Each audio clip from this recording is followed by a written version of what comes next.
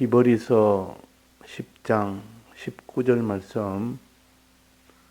그러므로 형제들아 우리가 예수의 피를 힘입어 성소에 들어갈 담력을 얻었나니 그 길은 우리를 위하여 휘장 가운데로 열어 놓으신 새롭고 산 길이요 휘장은 곧 저의 육체니라. 네.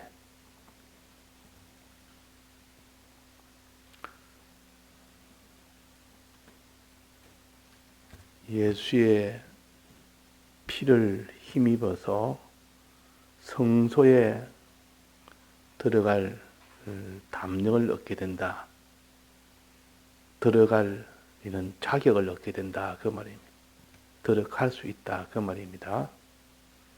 성소에 들어가야 그 다음에 지성소에 들어가게 되고, 지성소에 들어갔을 때 하나님을 완전히 하나로 만나게 됩니다.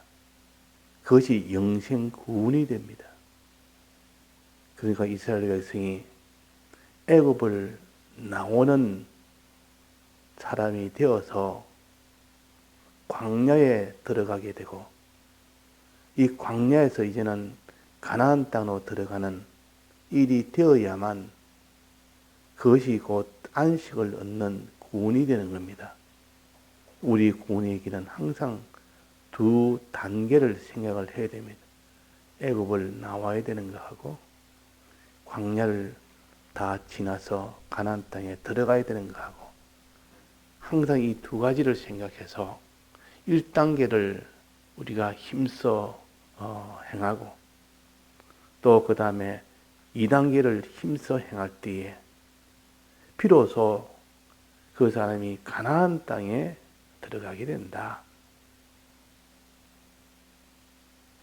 즉 1단계는 예수님의 피 흘려 죽으심의 은혜를 믿어서 죄에서 나오는 겁니다. 애굽 땅은 사망의 땅이요, 죄의 땅이요, 마귀가 붙들고 있는 땅이요. 그러니까 애굽에서 나온다는 말은 죄에서 벗어난다는 뜻이요, 사망에서 벗어난다는 뜻이요, 마귀에게서 벗어난다는 뜻입니다. 벗어나는 이것을 갖다는 말 해방이라. 우리는 마귀와 죄와 사망에서 해방이 되어야만 1단계 구원이 되는 겁니다. 그래야 광야로 들어갈 수 있다 그 말입니다. 그래서 애굽에서 다 나온 날이 언제입니까? 10가지 재앙을 받고 마지막 재앙을 받는 장자 재앙으로 인해서 그들은 다 손을 놓고 저는 빨리 나가라 그랬습니다. 그러면 그때 애굽에서 완전히 나온 겁니까? 아직 나올 수 있는 이런 허락은 받았고 이 단계는 다 되어서도 마지막 나오지는 아직 안 했습니다. 언제 나오느냐 하면 홍해 바다 건너편으로 건너갈 때, 그때 완전 애굽에서 나온 겁니다. 애굽이라는 나라에서 나온 것이 아직도 완전히 나온 것은 아니고, 그래서 우리는 우리의 죄를 주님 앞에 구해서 이 사함을 받는 그것이 완전히 나온 것이 아니고, 사함 받고 난 뒤에 거기서 완전히 죄를 하나하나 전부 다 벗어나는 거야 됩니다. 벗어나야 된다고. 그래서 애굽에서 나오는 때는 홍해 바다를 건넜을 때 애굽의 손아귀에서 완전히 벗어난 해방이 된 겁니다. 동시에 광야로 들어가게 된 겁니다. 광야로 들어갔단 말은 곧 가나안 땅으로 들어갈 수 있는 이 길에 들어섰다는 것이요. 그래서 그때 애굽에서 홍해 바다 건넜을 때 다 기뻐하고 찬송하고 춤도 추고 하나님을 다 찬송하는 것은 애굽에서 해방된 이것이 얼마나 기쁘고 기쁜지. 그러나 그것이 곧 가나안 땅에 들어간 것은 아니고 이제 거기서 가나안 땅, 광야를 지나가야 된다 그 말입니다. 이 숙제가 2단계로 또 남았습니다. 예수님이 우리 위하여 죄에서 벗어나게 해주려고 피 흘리심에 죽으심이 있어야 됩니다. 죽지 않으면 우리 죄는 사함을 받지 못합니다. 그래서 우리의 죄를 사함을 받도록 하기 위하여 피 흘렸었다, 죽으셨다. 그 공로로 인해서 우리는 죄와 마귀와 사망에서 벗어날 수가 있습니다. 어떻게 벗어납니까? 믿으면 됩니다. 내 마음으로 믿으면 주님의 이 사죄의 공로가 전부 것은 다 내 것이 되어버립니다. 주님의 사죄의 공로는 100% 죄를 다 대신해서 죄가 하나도 없도록 만든 것이 주님의 사죄의 공로요. 털끝마치도 남아있지 않는 그런 사죄의 공로요. 주님이 우리를 대속하실 때는, 사죄의 공로를 베푸실 때는 우리의 과거, 현재, 미래, 택자들의 모든 죄를 다 도말하셨다 그랬습니다. 다 도말하셨다. 그러니까 이 죄 문제가 해결되지 않고는 그 사람은 영생을 얻을 수는 없습니다. 그 예수님이 죽으셔야 된다 그 말이에요. 피를 흘리셔야 된다. 피 흘리심의 이 공로, 사죄의 이 공로를 통해서 비로소 이 죄에서 다 해방이 되고 거룩한 자가 되는 겁니다. 그 다음에는 광야를 지나가야 됩니다. 광야를 다 지나가야 가나안 땅에 들어가지요. 광야를 지나는 걸음은 의의 걸음이라 의가 있어야 광야를 지나갑니다. 순종이 있어야 광야를 지나갑니다. 의가 없는 자에게 의를 주시기 위하여 예수님이 대신 부활하셨습니다. 의의 걸음을 걸을 수 있도록 부활하셨고 또 말씀 위에 성령을 더하여 주셨습니다. 그래서 광야길을 다 지나갈 수 있게 됩니다. 광야길은. 그 광야길을 다 지나갔을 때 비로소 가나안 땅에 들어가게 됩니다.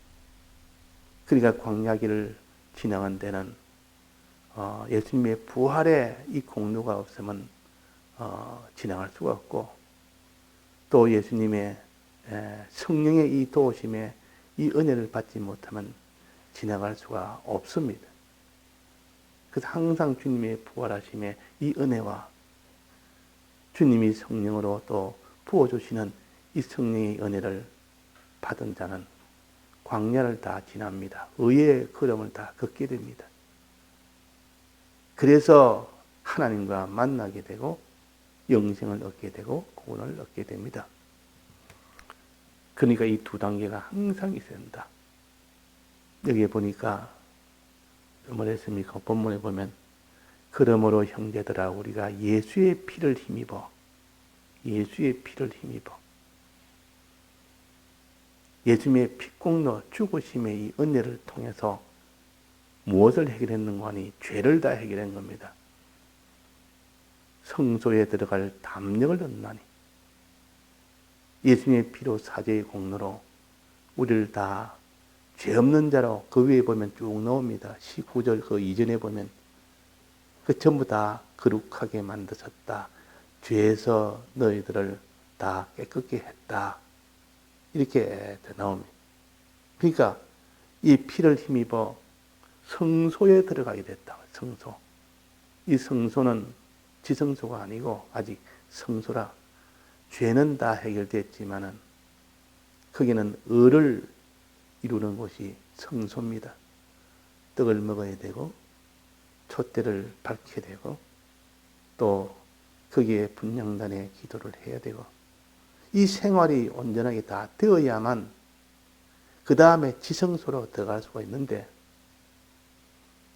이렇게 피를 힘입어 성소에 들어가는 요 단계가 성공이 먼저 돼야 됩니다. 이 죄 문제가 먼저 해결돼야 됩니다. 그래서 성소에 들어갔다. 성소에 들어갔다.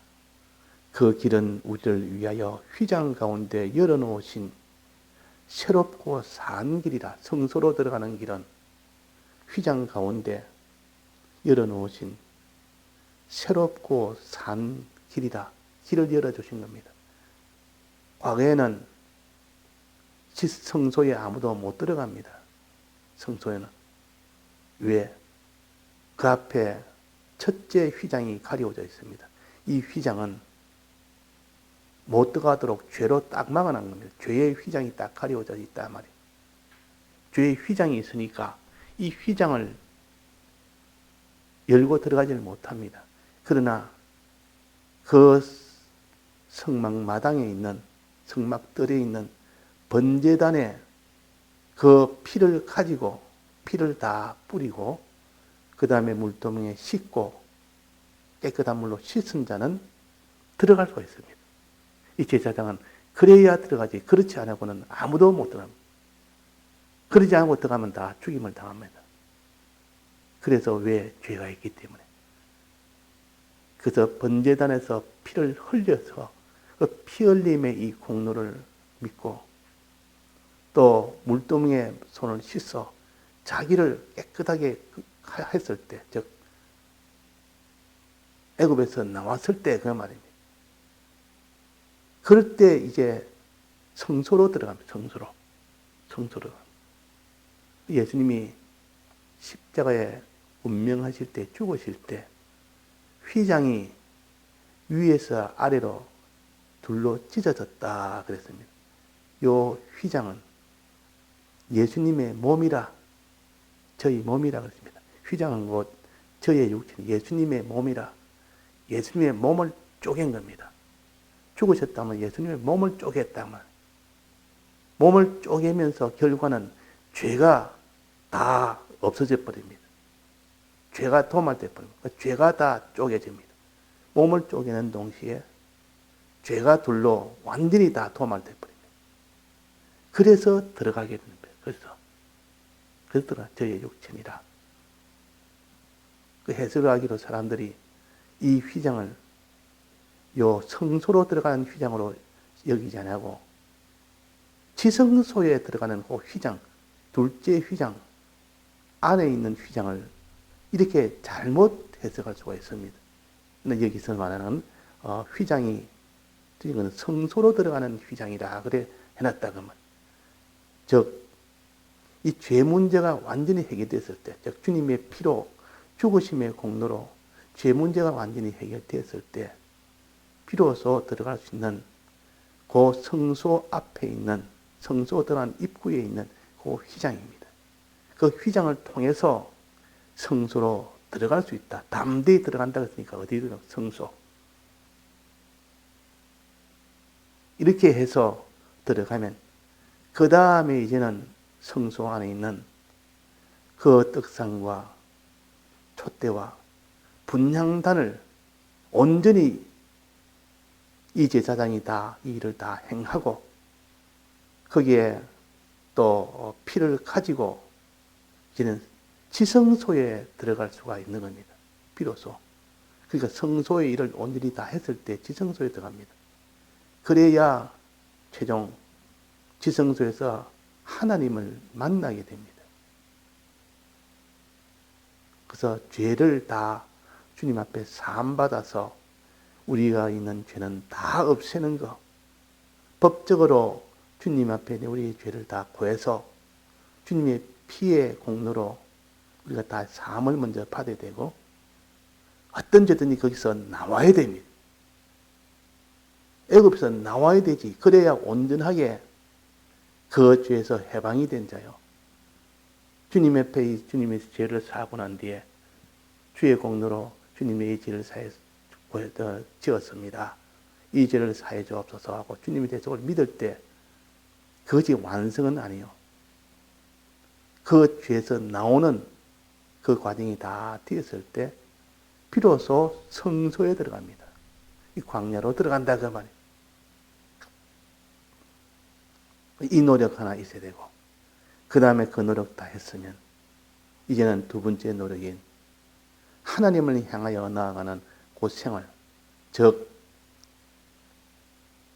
진설병을 먹는 생활, 떡을 먹는 생활, 촛대를 밝히는 생활, 분향단을 피우는 생활, 이 생활을 온전히 다 했을 때야 비로소 지성소에 들어가게 됩니다. 그때 또 지성소에는 휘장이 있습니다. 이거는 지성소에 들어간 휘장입니다. 그 휘장이 다 쪼개집니다. 그것도 휘장이 쪼개져야 들어가죠. 앞에 성소에 들어가는 휘장처럼. 그런 예수님께서 우리를 부활하신 이 공로를 믿을 때, 성령의 이 감동 감화를 받을 때 비로소 그 사람이 의의 길을 걸어서 그 지성소로 들어갈 수가 있는 겁니다. 들어갈 수가 있다면. 그래서 오늘 요 말씀하시기로 20절에 보면 그 길은, 이 말은 성소로 들어가는 길은 우리를 위하여 휘장 가운데 열어놓으신 새롭고 산 길이요. 휘장은 곧 저의 육체니라. 육체니라. 예수님의 몸이라. 몸을 찢으니까, 죽으시니까 죄를 다 찢어버립니다. 예수님의 사죄의 공로로 피 흘리시니까 사죄가, 죄가 다 찢어져 없어져 버립니다. 열립니다. 또 그 다음에 21절에 보면 또 하나님의 집 다스리는 큰 제사장이 계시며, 큰 제사장은 어디로 갑니까? 지성소에 들어갑니다. 지성소 들어가는 길이 남아있다 그 말이에요.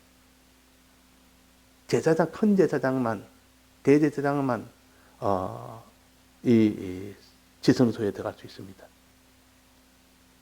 그래서 22절에 보면 우리가 마음에 뿌림을 받아, 핏뿌림을 받아서 그 말입니다. 양심의 악을 깨닫고 몸을 맑은 물로 씻었으니 물두멍에 씻은 겁니다. 그래서 이제는 성소에 들어오게 됐는데, 그 성소에서는 어떻게 했느냐?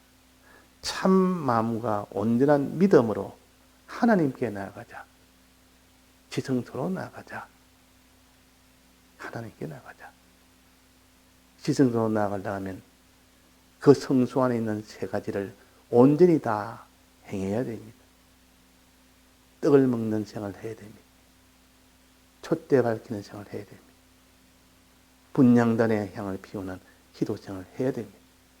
이것을 할 때, 이것을 우리가 한다고 다 들어간 것이 아니라 먼저 예수님께서 우리 위하여 부활하시고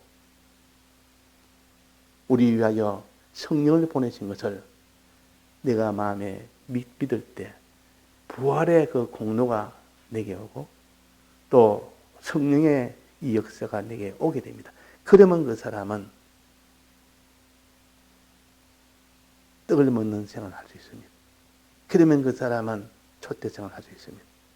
그러면 그 사람은 하나님 앞에 기도 생활을 할 수가 있다 말이에요. 그래서 다 둘째 휘장을 이제는 열고 들어갈 수가 있다.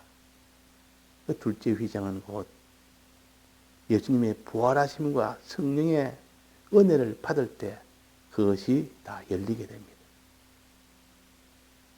이래서 주님의 죽으심의 공로가 얼마나 중요한지, 주님의 이 부활하심과 성령의 이 은혜 주심이 얼마나 중요한지, 이 공로가 없으면, 이 은혜가 없으면 우리는 아무도 성소에 못 들어가고 지성소에 못 들어갑니다. 너희는 왕같은 제사장이라. 너희는 하나님이 택하신 백성이고 왕같은 제사장이라. 우리는 이렇게 제사장이 되어 있고 대제사장이 되어 있습니다. 우리는 제사장이라 그랬지 않습니까? 만인 제사장이라. 이 신약에는 모든 믿는 자들이 다 제사장이에요. 구약에는 레위 지파만 제사장입니다. 아무나 못 들어가고 꼭 제사장만 성소에 들어가고 지성소에 들어갈 수 있는데, 이제는 모든 만인이 다 제사장이기 때문에, 우리 믿는 사람이 다 제사장이기 때문에 들어갈 수 있는 이런 위치가 되어 있습니다. 그러나 들어갈 때는 반드시 제사장의 직무가 있고 의무가 있는데, 의무를 다해야 성소에 들어가고 지성소에 들어갑니다. 그 제사장의 의무가 뭐냐? 제사장은 먼저 피를 가지고 깨끗이 하고 물을 가지고 깨끗이 하는 제사장이 해야 될 일이요. 이거 안 하면 성소에 못 들어간다 그 말이에요. 주님의 피로 자기 씻어야 되고 물로 자기 씻어야 됩니다. 이 일을 등한히 한 자는 아무도 성소에 못 들어가는데, 우린 제사장인데 무슨 목사님만 제사장이냐? 우리도 제사장이다. 만인 제사장이 아니냐? 우리도 그런 권리가 있다. 예, 권리 있습니다. 권리 있는 동시에 의무가 있다 그 말이에요. 제사장의 의무는 피로 씻어야 들어가지, 물로 씻어야 들어가지. 즉 자기의 죄를 다 주님 앞에 고해서 회개하고, 또 자기가 죄에서 나와야 된다. 물로 씻는다면 나와야 된단 말이에요. 이렇게 하고 난 뒤에 들어가면 이 세 가지 의무를 해야만 지성소에 들어갈 수 있습니다. 세 가지 의무. 떡을 먹는 순종생활, 또 촛대 밝히는 다른 사람에게 이 다른 사람을 사랑하는 생활, 또 하나님께 기도하는 생활. 이것이 없이는 못 들어갑니다. 이것이 없이는. 자, 이것을 되도록 하기 위해서 예수님께서 어떻게 하셨습니까? 우리 위하여 대신 부활하시고 성령을 보내주셨습니다. 그게 안식 후 첫날에 부활하시고 안식 후 첫날에 성령을 보내신 겁니다. 오순절은 안식 후 첫날입니다. 그래서 안식 후 첫날은, 부활은 예수님의 죽으심이 완성되는 그 날이요. 또 부활이 시작되는, 예수님의 이 부활이 시작되는 날이요. 그러니까 이 부활하는 이 때는 모든 죄가 다 완전히 해결되는 날이요.